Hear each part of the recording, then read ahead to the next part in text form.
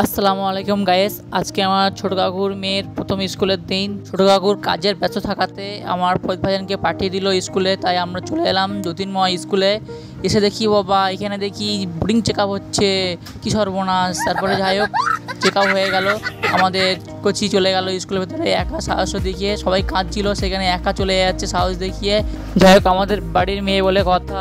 এদিকে স্কুলটা খুবই সুন্দর, খুবই ডিসিপ্লিন, তাই আমি আর ফরিদ ভাইজান চলে যাই স্কুলটাকে ইনকোয়ারি করতে, কোথায় কি আছে দেখতে। যাই হোক স্কুলটা খুবই সুন্দর দেখতে লাগছে, পরিবেশটা খুব সুন্দর স্কুলের পরিবেশ। ওরে বাবা এখানে দেখি প্রিন্সেপ ঘাটের মতো চেয়ার পাতা আছে।